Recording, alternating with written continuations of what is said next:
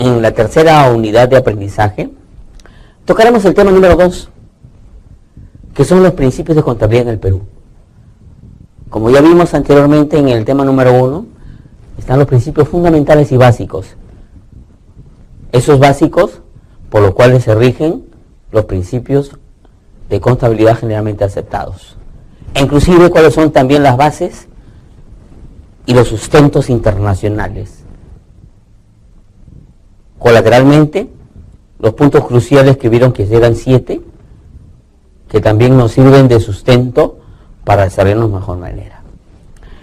En este tema número 2 vamos a observar aquellos principios que están basados en la definición del ente, en la definición de la necesidad de poder contar con una moneda común denominador, inclusive aquellos relacionados con la equidad, con la justicia, con los hechos económicos, con la empresa en su desarrollo ilimitado y el control de ello para beneplácito pluridisciplinario. Efectivamente, en lo que respecta a los principios de contabilidad generalmente aceptados en el Perú, son los llamados NICS, esas normas internacionales de contabilidad, que son pronunciamientos aprobados en la Federación de Contadores Públicos Internacional. El desarrollo de los NIC está efectuado por ese comité de normas internacionales y los pronunciamientos tienen su aceptación en todas las actividades que se realizan con operaciones económicas, financieras y contables en nuestro país. Llámese el caso, por ejemplo, de la Bolsa de Valores, efectivamente,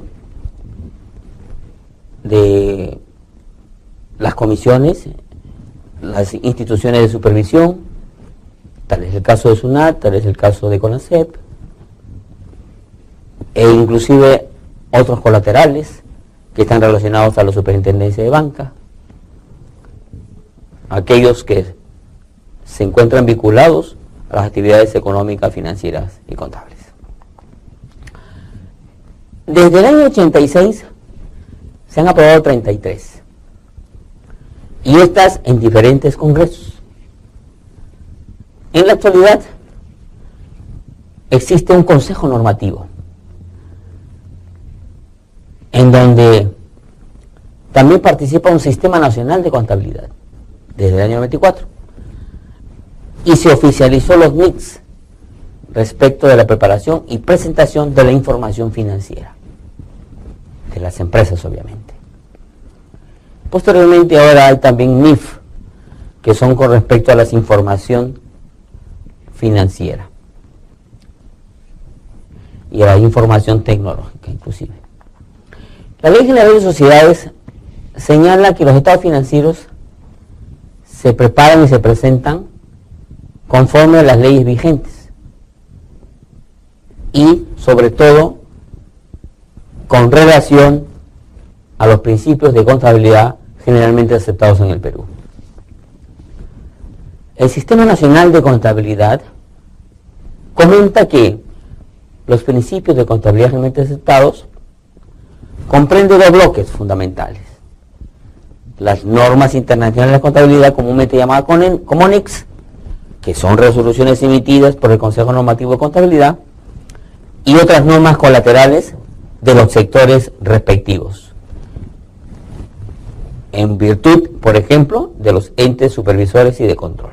También señala que, por excepción, y en aquellos sucesos que determinados procedimientos operativos contables no se encuentren reglamentados por el comité,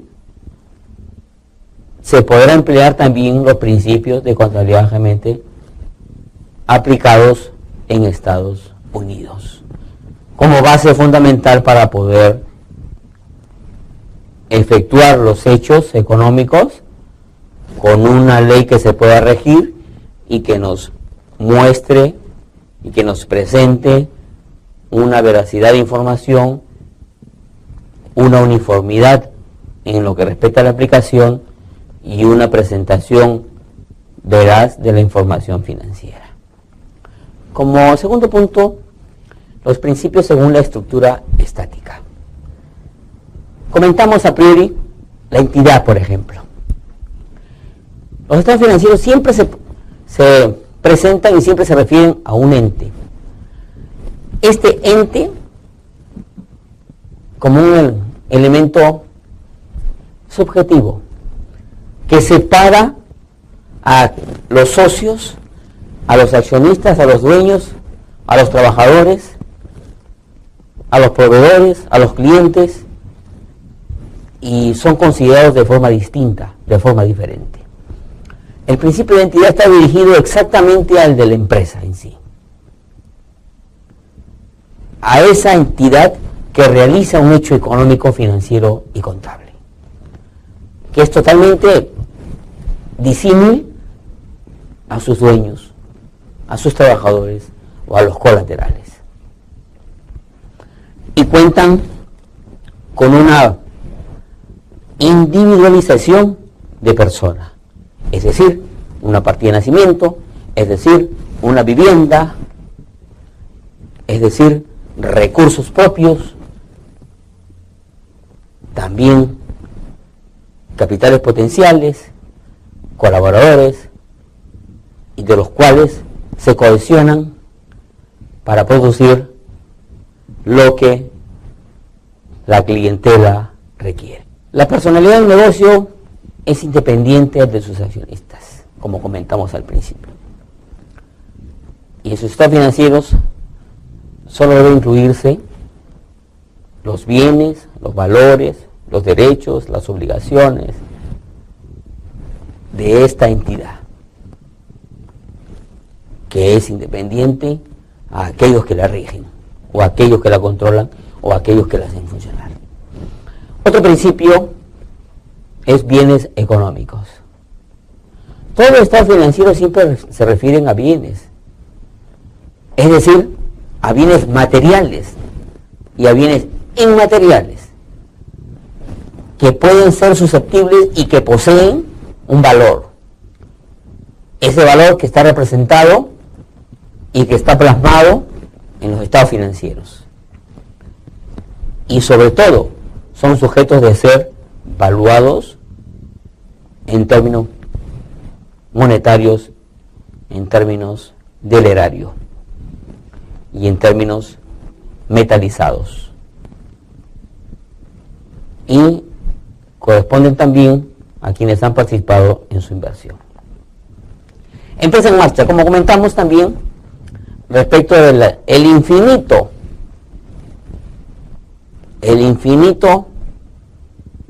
tiempo de vida que tiene la empresa,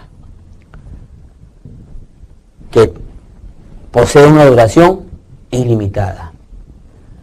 Por ende, la aplicación de los principios es también ilimitada y tiene un efecto en la enajenación global o parcial,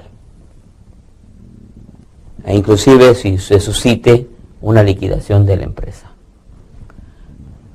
De acuerdo con este principio,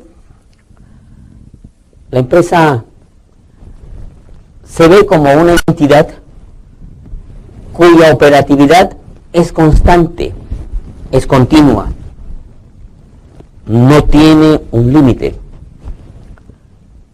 Y sin embargo, por situaciones inverosímiles, que a veces no puede cumplir con sus compromisos, hace de que su desaparición sea inminente.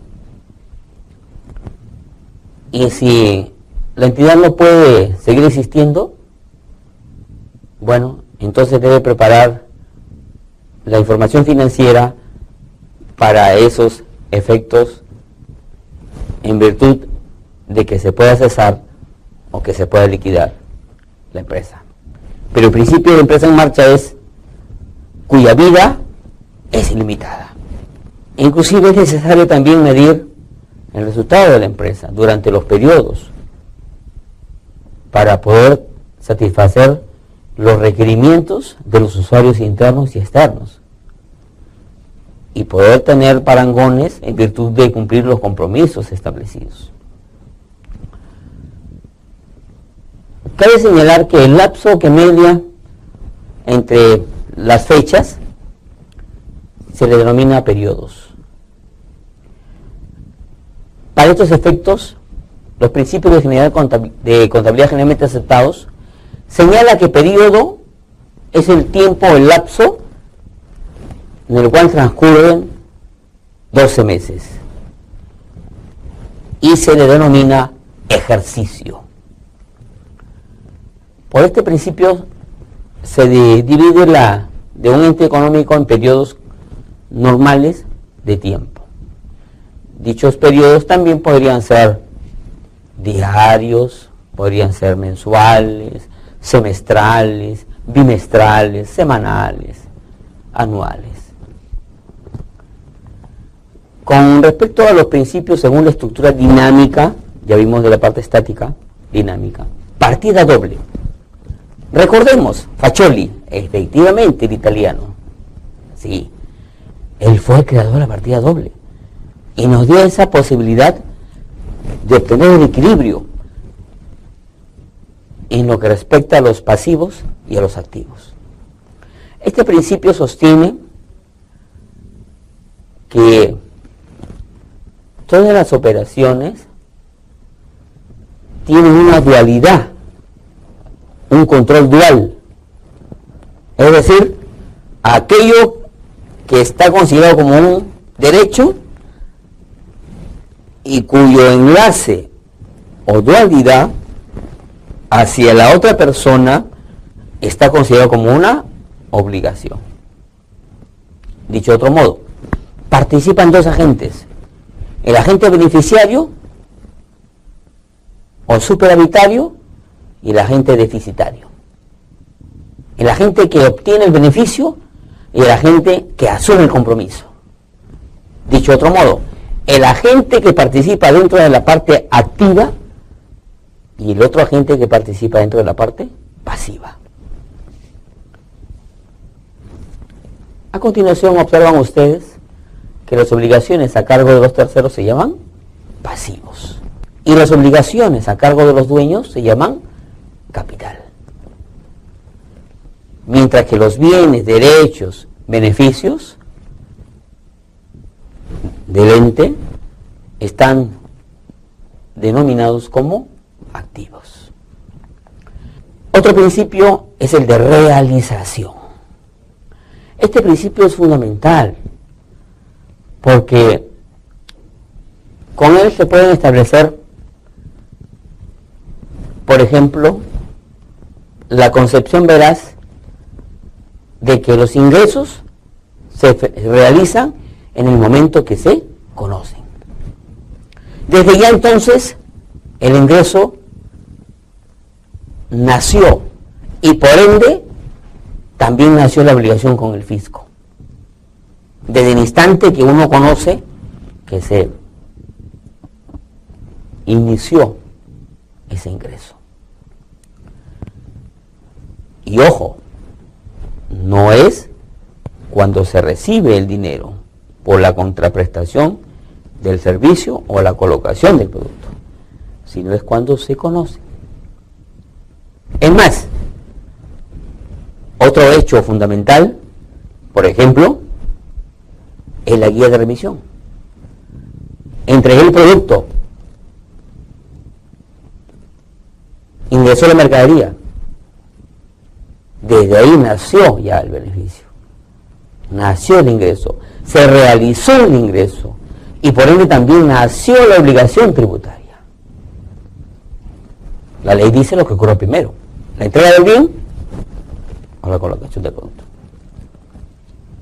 Lo que ocurra primero. Posteriormente, también se han efectuado transacciones con entes que han tenido mucha transformación. y ello hace que se modifique la estructura, los convenios, los recursos, las fuentes. Y esos eventos externos o internos hacen de que se cuantifiquen en términos monetarios y se puedan disminuir o incrementar en la moneda que se efectúe. Por ejemplo, las revaluaciones o las devaluaciones,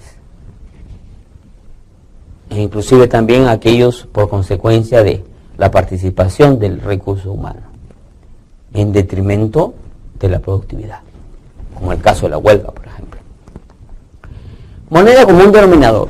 Como comentábamos, es necesario que la empresa valúe sus hechos económicos en una moneda, la moneda del país, y esta moneda es de curso legal, dentro del cual se desarrolla la empresa. Es fundamental este principio, mediante el cual todos los bienes son valuados en términos monetarios y son presentados en la moneda de curso legal. Valuación al costo. Todos los bienes y derechos se contabilizan o se registran por su precio de adquisición o su coste de producción. El principio de precio de adquisición siempre debe mantenerse, salvo que alguna autoridad legal efectúe algún cambio al respecto, en virtud del cual se tendrá que preparar la información financiera respecto de lo que indicó el estamento legal vigente, para que los estados financieros se presenten de manera veraz en virtud de lo que señale la ley. Los activos fijos y circulantes, que también están considerados por su precio de adquisición, nos sirven de base para los cálculos del costo. Ese costo de producción de los bienes y servicios que nosotros vamos a ofrecer y que vamos a colocar. E inclusive, aquellos que son también colocados y que son transformados en productos, se valoran con idéntica base. Y el resultado de la parte de explotación se determina por la diferencia entre el importe del costo de producción vendido, o sea, el costo de venta, y el costo histórico del producto, o el precio en que se adquirió. Lo que comúnmente se llama una variación. En conclusión, este principio de valor histórico original, como también así se le conoce, se relaciona con dos aspectos fundamentales. Cualquier actividad, operación o hecho debe registrarse a su costo de adquisición o de fabricación, porque ellos nos sirven de base para determinar el costo de producción de los bienes y servicios que vamos a colocar a la clientela.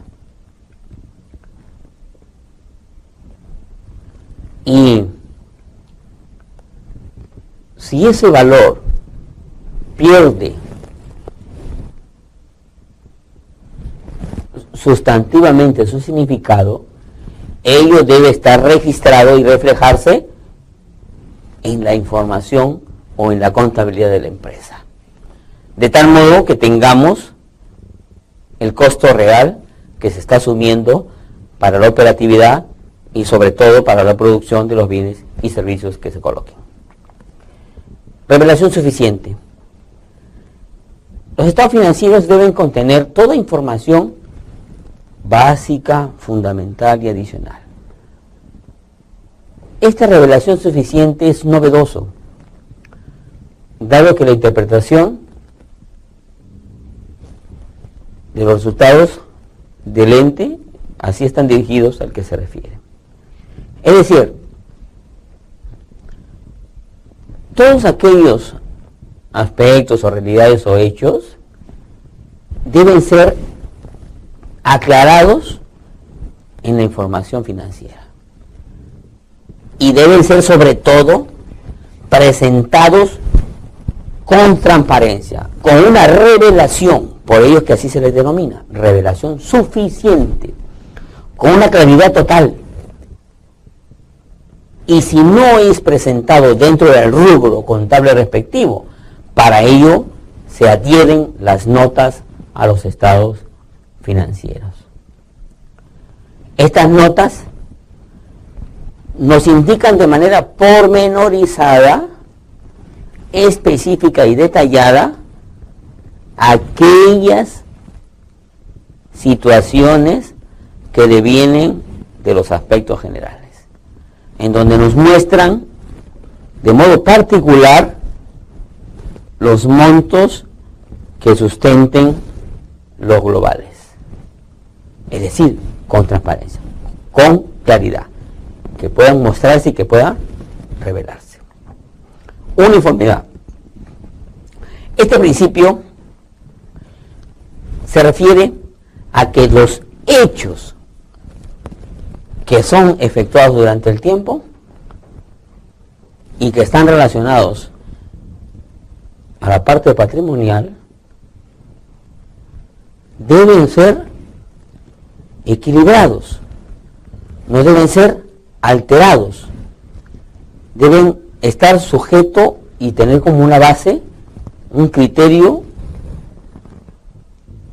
equitativo, un criterio continuo.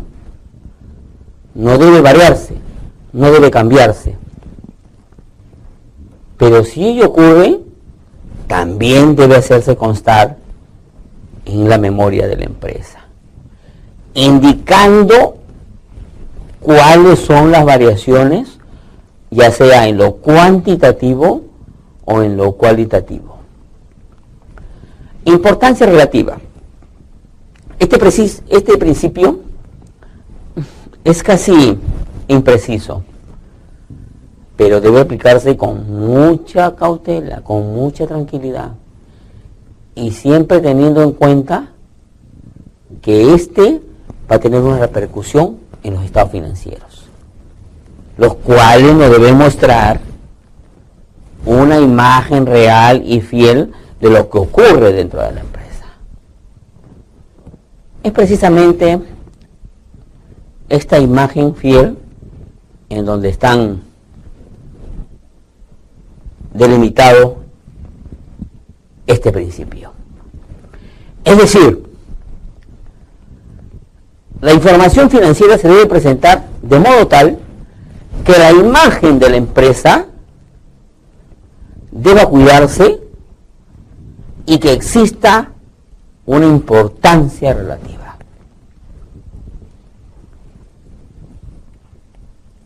Esa importancia relativa, esa imagen que se cuide, esos informes que deben estar plasmados,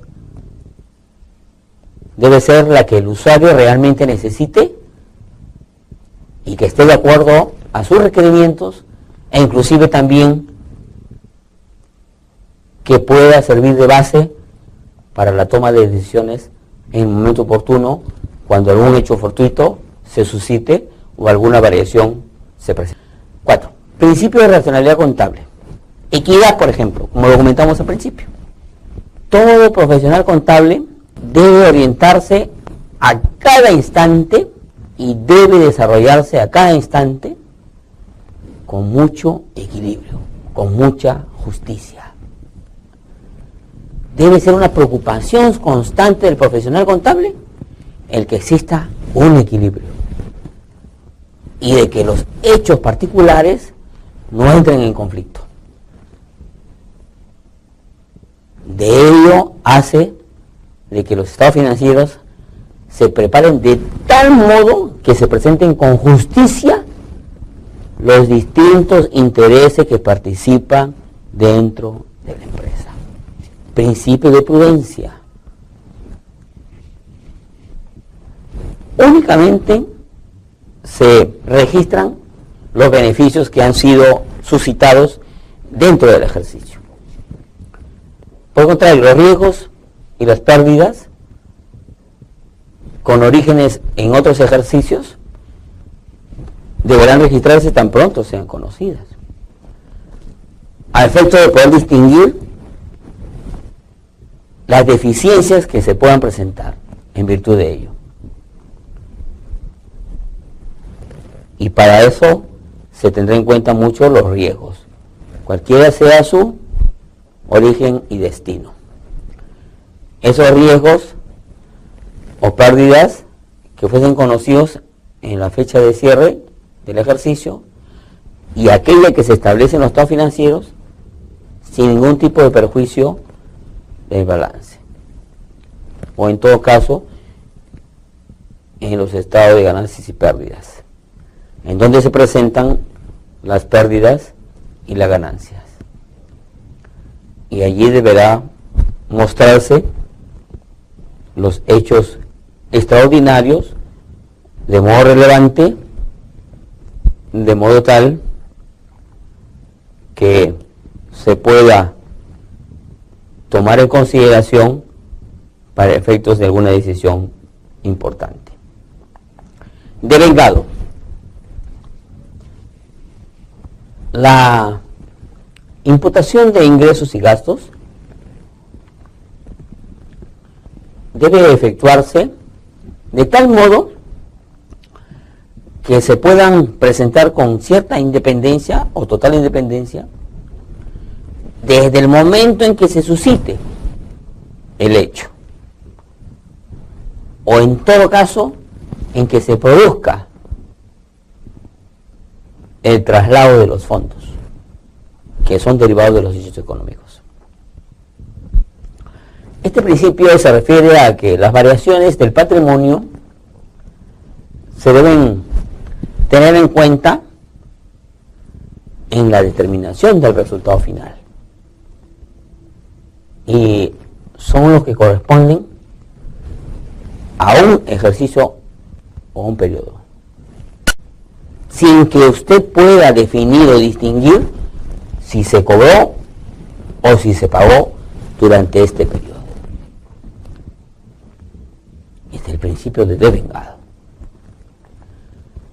Objetividad o de registro. Los cambios que se efectúan tanto en el activo como en el pasivo o en el patrimonio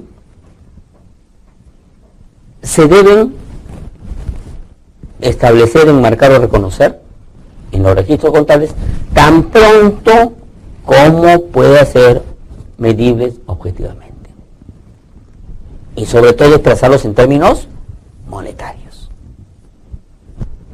De acuerdo a este principio,